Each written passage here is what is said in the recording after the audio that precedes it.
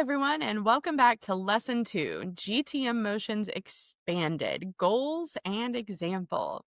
If you're here, it means you survived the deep dive into defining the fundamentals of go-to-market motions and strategy, and you're now ready to get into the nitty-gritty of how those motions work together, how revenue-generating teams work together, and most importantly, how all those motions actually break out and get used in the real world.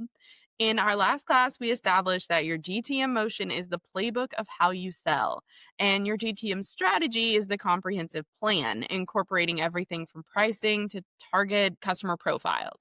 We took a look at the overarching categories last time of the GTM motions: marketing led, product led, sales led, customer success led, or retention led growth. And perhaps most importantly, last time we noted that all these motions do not operate in silos. They almost always blend together to support a diverse product catalog and a complex customer journey. And each team leans on and supports each other to make those motions work smoothly. So now it's time to expand on all that. We're going to dig in today and specifically look at breaking down the primary goal and core channel of each GTM motion and, crucially, how those goals dictate the focus of your revenue operations team. We're going to tie this back directly to our foundational building blocks.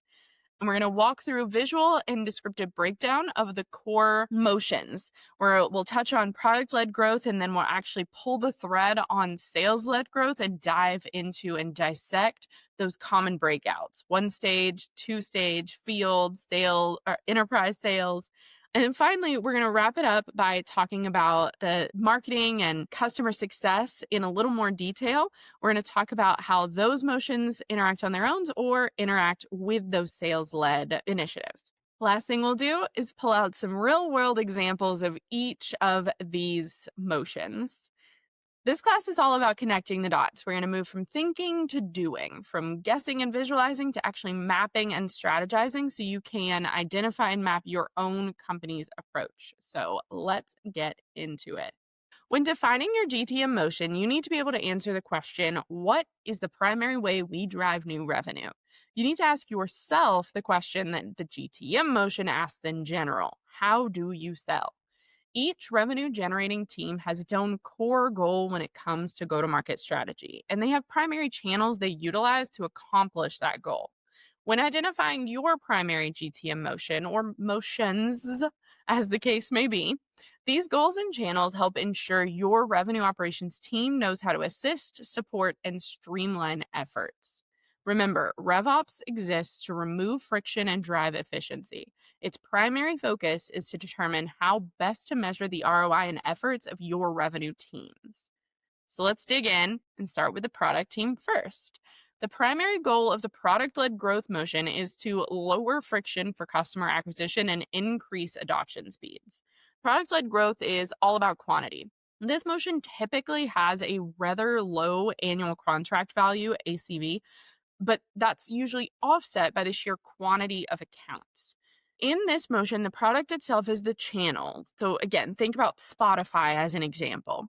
PLG motions are all about lowering the barrier to entry, eliminating friction, and letting the product speak for itself, usually through a free trial or maybe a freemium style account. So for revenue operations to support, the focus has to be on usage data and conversion metrics to identify upgrade opportunities. Duolingo is a great example here. I can have a free account and learn as much French as I want unless I run out of energy, in which case I would either need to upgrade to their super Duolingo paid options or wait until my energy replenishes, or I could purchase a one-time energy booster, right? So revenue data and expansions opportunities like that are found in the in-app activity of my account. Did I access a key feature that comes already with Super Duolingo? Do I consistently run out of energy during my French lessons and have to purchase that one-time energy booster? Have I purchased streak freezes relatively often as one-off purchases? Any and all of these activities indicate that I might be a solid candidate for upgrading to their paid Super Duolingo package. Essentially, this data acts to qualify me in the same way as marketing traditionally qualifies leads that come in. RevOps is, in this case, responsible for supporting the product team by creating infrastructure that tracks that data and identifies those opportunities to flag for potential upgrades. Now let's look at the sales team. Sales typically drives higher average contract values by owning high touch or complex opportunities. The goal of the sales team is to drive revenue, just like product led growth and all these teams, frankly, but in a different way. Sales goals are more characterized by personalization and demonstration of the value to drive acquisition. Typically, sales channels include methods of intentional communication, like emails, calls, meetings, things that they can personalize and control direct outreach of. Since sales relies on communication and activity data, RevOps will be especially focused on supporting the team by establishing efficient, well documented processes and activity dashboards. Therefore, in this case, RevOps is hyper focused on sales pipeline health and rep efficiency. Think about it. A salesperson's time is incredibly expensive. So RevOps needs to ensure that the CRM is clean, that handoffs are seamless, that forecasting is accurate, and that reps are prioritizing correctly, that they're not wasting time on administrative tasks or on low value leads. I like to say in RevOps, we optimize the process of selling. Okay, now let's move to marketing. We've talked about the marketing team a little already with the example in our last lesson, the book-based novelty gift creator who utilizes marketing-led growth strategies to drive awareness of their shop and acquire new customers. Well, that's how the marketing GTM is primarily focused on. Its focus is creating demand and filling that top of funnel pipeline. Marketing uses channels such as digital and traditional ads, SEO and AEO, content optimization to drive the acquisition. And it can be used as its own standalone GTM motion, like we saw in our e commerce example, or it can be used to support other GTM motions, which we'll discuss soon. RevOps here is all about attribution. The focus is on lead volume, MQL quality, and ROI on spend. You want to know exactly which blog post, which ad campaign, or which keyword generated the highest quality leads at the lowest cost. RevOps ensures marketing attribution is correct and that the handoff to the next stage, whatever that stage may be, whether it's to sales rep or a self-service checkout, ensures it's accurate and smooth. Your goal here is to support by creating attribution and lifecycle stage journey dashboards so that you can clearly see what's working and what's causing friction, giving the marketing team better direction for their efforts. Finally, let's look at the customer success team. They typically own retention and expansion focused motions. So, customer success teams are going to leverage existing relationships to maintain high retention rates and identify upsell, cross sell, and expansion opportunities. Kind of similarly to how RevOps would help the product team identify upgrade opportunities in the Duolingo example. RevOps here is going to support by tracking health scores and churn risk factors of current customers and creating dashboards and reports to help identify those expansion plays.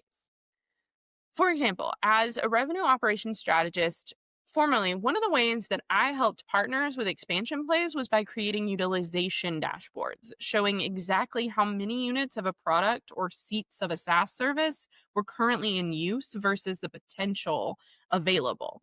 Let me give a more specific example. If your company were selling, say, software licenses to corporate offices, you'd want to maintain a record of not only how many licenses you sold, but also how many employees that company had. That way, if they grow, you would know to reach out and offer more licenses. So you'd need a dashboard with enriched data for the customer success team to keep an eye on. That's just one example of RevOps support.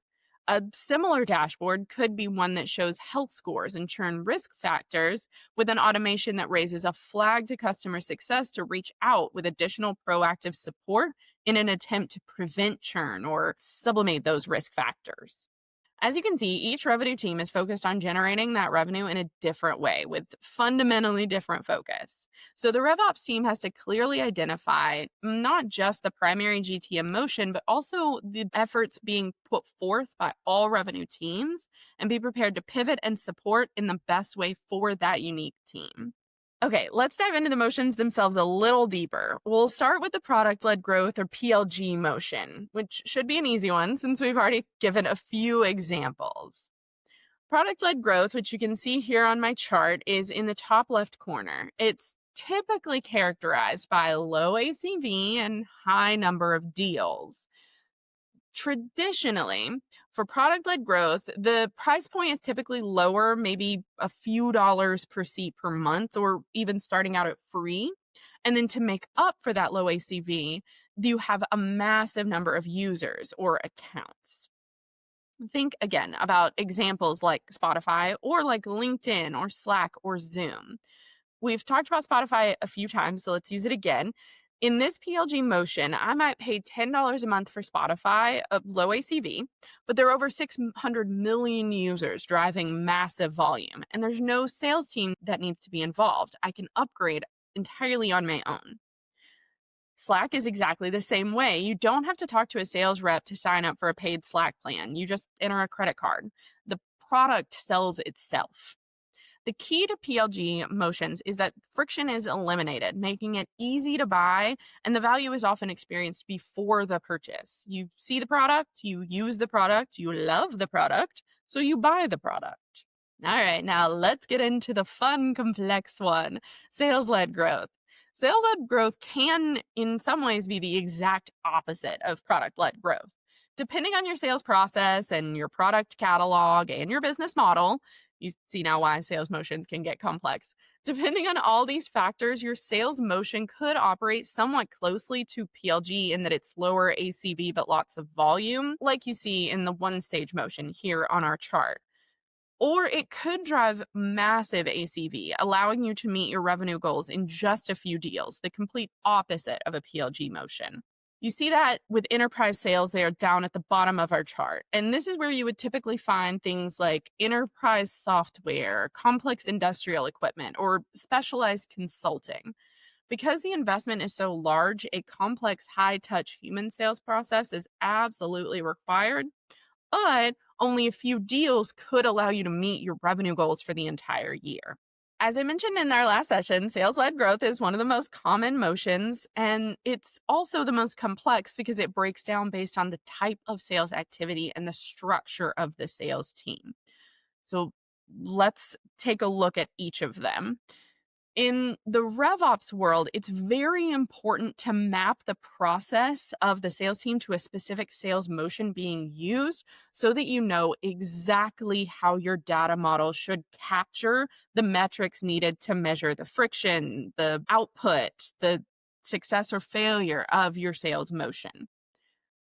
All right, so let's start with the one-stage sales motion. So this one's the most straightforward model. You see it there right next to PLG. It's typically characterized by more deals. It could be lower or mid-range ACV, but the characterizing factor is typically that it's less complex. One singular sales professional owns the entire relationship from the moment a prospect shows interest or is assigned to them all the way through the final converting sale. The sales rep qualifies the prospect, conducts the demo, handles objections, negotiates the contract if necessary, closes the deal. They are the full cycle seller. The two-stage sales motion is the one that I see the most often. It's one of the most common ones that I've ever come across, and it is characterized by having two sales teams, traditionally a BDR or SDR, like business development or sales development representative that handles qualification, prospecting, initial outreach, and then an account executive or account management team that handles the rest of the sale, that handles contract negotiation, objections, more in-depth qualification, and actually closing the sale. Okay, then we have field sales. So field sales is kind of just what it sounds like. This is where your sales motion is going to be segmented by region or industry. Representatives are assigned a territory and they work to develop relationships with those target markets. Think about pharmaceutical sales representatives. They go to the hospitals in their region and try to build relationships with the doctors and hospitals to get their pharmaceuticals on the shelf, right? Enterprise sales, which is going to be our most targeted, most strategic sales motion, is defined by a finite predetermined list of target markets. The total addressable market for an enterprise sales motion is going to be somewhat limited. These are going to be the most complex sales conversations that you'd have for typically very high average contract value accounts. Think about Boeing, for example, the airline parts manufacturer. They have a finite amount of an addressable market, airlines, maybe governments, that they can sell to. But those parts are massive. They only need to close 2 or 3 contracts per year to make their revenue goals. Now that we've talked about sales motions, all right, so let's talk about how marketing fits into all this. So marketing's GTM motion will be primarily, you'll start out with inbound or prospecting, driving brand awareness. The goal is to get accounts through the door, and then you can work alongside sales. You can hand those off to maybe a sales representative to close, or it could be that you're working alongside the product team. Marketing gets them in the door, and then they self-purchase and self-checkout on their own. For e-commerce teams, you wouldn't have sales representatives hardly at all. Marketing, inbound, and prospecting would bring everyone in the door, and then it's entirely self-service to check out. Inbound marketing is all about having the right message at the right time and getting that messaging out there so that people know your product exists. Prospecting is about identifying your ideal target base and then either approaching them via ads or direct mail or direct messaging, etc. Then we move on and we get more specialized as we approach, like, where field sales is going to have a targeted territory. It's very similarly, account-based marketing is a predetermined list of, say, companies in a specific territory or a specific industry that marketing will have more targeted outreach for. Then we move on to the most targeted outreach. Right alongside the enterprise sales, target accounts, marketing is going to target with highly specialized messaging. They're going to maybe even throw very specific events or have a campaign that sends direct messaging specifically to a target of their choice. Okay, now let's talk about customer success GTMs and where they sit in this chart of all things. Customer success go-to-market motions will start out very broad, and then they'll get more specialized, just like marketing does, just like sales does, with the more targeted your approach is. So for example, for the initial outreach, you may start out with like a community forum or a knowledge base. You've just got articles, and the goal is for everyone to self-service. They'll solve their own issues. You'll direct them to your knowledge base, and they'll try to troubleshoot on their own. In this case, customer success may be extremely hands-off. They may help in creating the community, but they're not assigned to any accounts on their own. They're not really having a high touch on their own. Then they would move to the help desk. So this is where volume is increasing, or maybe the complexity is increasing, and you would have a help desk. Sales would, in this case, be answering support tickets, answering direct questions. It wouldn't be as if a customer success manager is directly assigned to each customer, but there could be one centralized support, like help desk or support ticketing system, and whomever gets to it is responding as quickly as they can to unique questions with customized responses. As volume increases, then the teams may be actually more easily segmented and actually have their own targeted territory, kind of just like sales would. Your customer success team may be assigned a territory and may have even more customized outreach and answer more questions as complexity and volume grows. Then, when we get into more targeted outreach, so similar to the account-based marketing and the field sales motions for your marketing and sales teams, customer success could start having their own segment of, here are the target accounts that I want you to start monitoring, being more involved in. And then once you get to enterprise sales on the sales side and your target marketing, in this case, Customer success is actually going to probably own their own accounts. This is where they're going to be the most specialized because your complexity has risen high enough that they need to be involved from the beginning. All right, so let's move on to talking about some real world examples of these go to market motions. Let's start out with product led growth. We've talked about HubSpot quite a few times, and you'll see it on several of these example lists because HubSpot actually is like king of having the blended motions. They have a product led growth motion, they have a two-stage motion, they definitely have enterprise sales that they outreach. So they are a great example of multiple motions operating at once and how the handoff works, like I talked about in our last lesson, and we will talk about in our next lesson. Okay, so let's look at a couple of other examples. HelloFresh is a cool one because they are pretty much a brilliant combination of marketing-led growth and product-led growth.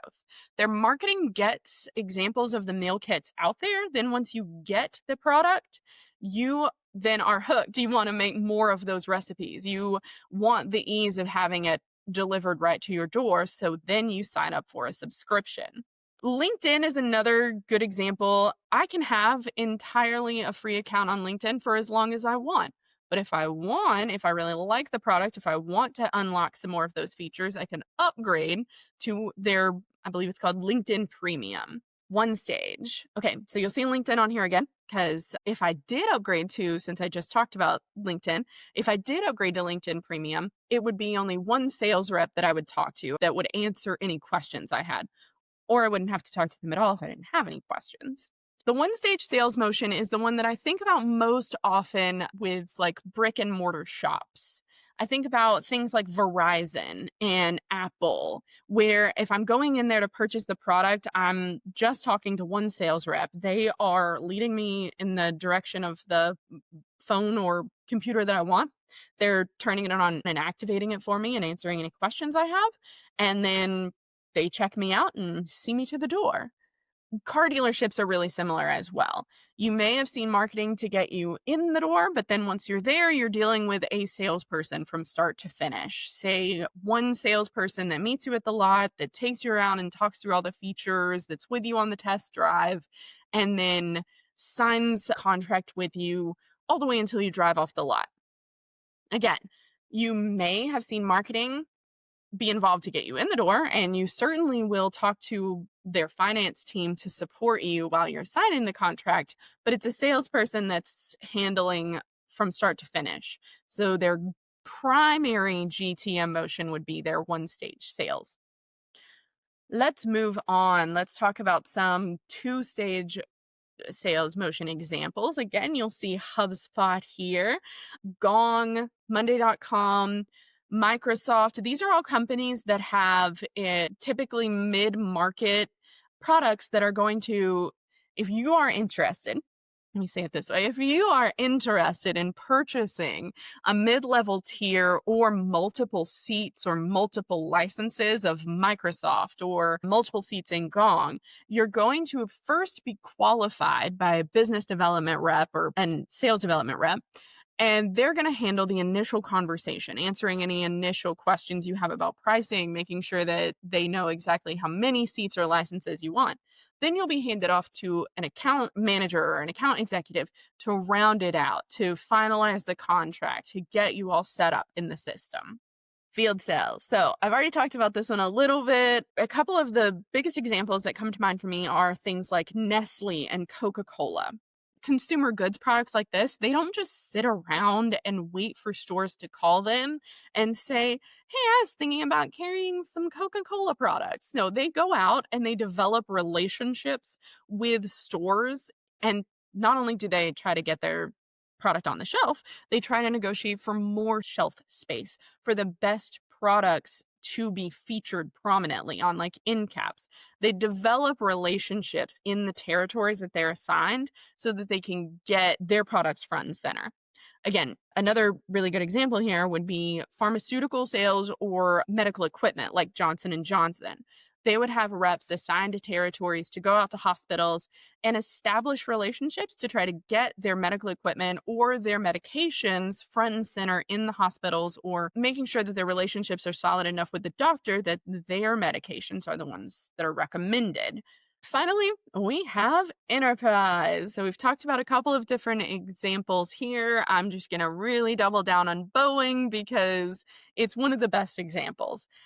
Boeing is an airline parts manufacturer that has a finite target market. They're not just going to walk down the street and ask if you want to purchase an airline part.